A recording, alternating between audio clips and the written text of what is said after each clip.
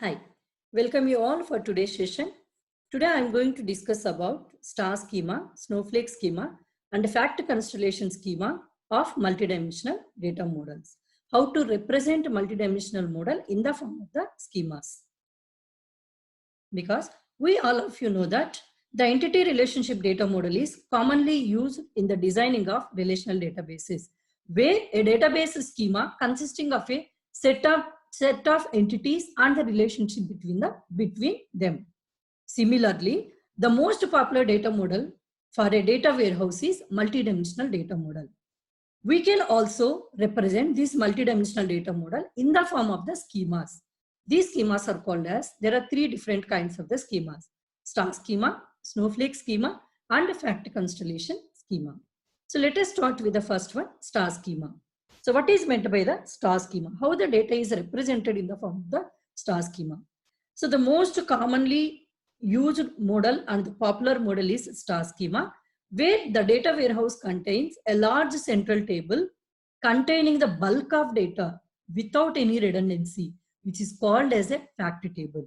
So that there is a central big table is called as a fact table, and surrounding this fact table we have a set of small attendant tables called as dimension table, one for each dimension. All these are denormalized tables. So this schema, with having fact table center surrounding the dimension table, looking like a dimension tables, looking like a star burst. So that's what this schema is called as a star schema. So the fact table contains here the detailed summary data, and it contains key attributes of the dimensions. Its a primary key has one key per dimension. So whatever keys are there in the fact table, each key is primary key of the corresponding dimension table. Let us see diagrammatically. So see this one. In this diagram, we have a fact table one. This is called as a sales fact table. And this is the central table having 4 keys. So 1, 2, 3, 4. 4 key attributes. Each key attribute is a primary key of a dimension table.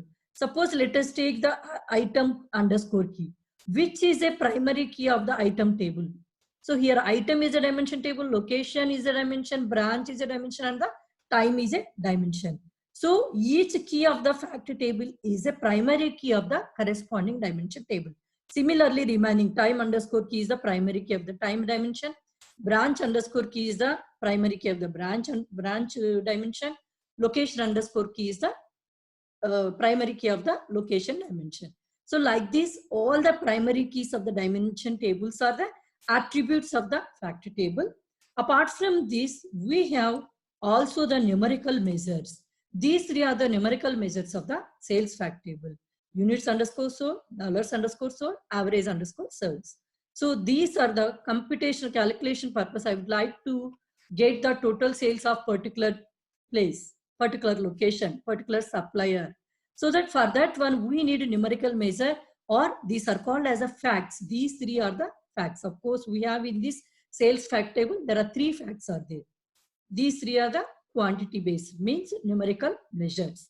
So with the central fact table surrounding 4 dimension tables, this looks like a star burst. That's what it is called as a star schema. So let us take about the another schema. Let us go to the snowflake schema. What is meant by the snowflake schema? Before going to snowflake schema, let us see here these dimensions are denormalized dimension table. So that for more refinement, so we'll go to the next one is snowflake schema. So it is more refinement of the star schema. Here in this, the dimension tables are normalized. Wherever required, those are normalized. And central is as usual like a star schema fact table surrounding dimension tables. It is having the additional tables because here we are going to do the normalization. And single fact table with the central and surrounding the multiple normalized dimension tables. it forms like a snowflake. That's what this schema is called as a snowflake schema. So mainly it is used to reduce the redundancy compared to the star model. Let us see the example. This is the example of the snowflake schema. So see this one. This is sales fact table. Surrounding item, location, branch, and time are the 4 dimension tables, right? These 4 are the dimension table, but the item and the location are normalized.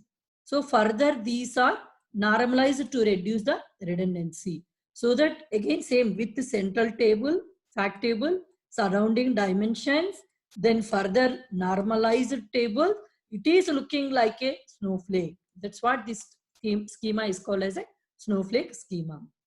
So now coming to the finally last one, fact constellation schema. Sophisticated application may require multiple fact tables to share multiple dimension tables. In the previous case, we discussed about only single fact table, but there are many dimension table. Now, most of the applications, more sophisticated applications, always require a lot of dimension tables and a lot of fact tables. In that situation, how should be the relation? So let us see. Here, it involves multiple fact tables. So fact constellation schema involves the relationship between the multiple fact tables and the multiple dimension tables. Multiple fact tables with multiple dimension tables, it is just looking like a how the stars are scattered in the galaxy, how they are available in the galaxy, so that this schema is also called as a galaxy schema or the fact constellation schema. See this one, this is looking like this. So sales is one fact table and shipping is another fact table. So the 2 fact tables are there. Item, time, branch, location, and shipper are the 5 dimension tables are there. So the relationship, as usual, see here, because this fact table is related with the 4 dimension table, so that 4 keys are available. This fact table is having relationship with the 3 dimensions. Time, so the time key is there, and item, and also shipper and location. So this one, so based on that one, the primary keys are available in this fact table. So that the relationship between the multiple 2 or more fact tables and 2 or more dimension tables are represented here. And it is looking like a how the stars in the galaxy, so that it is called as the galaxy schema or the fact constellation schema.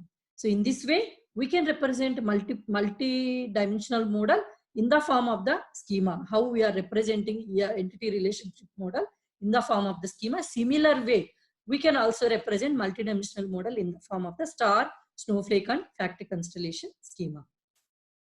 Thank you.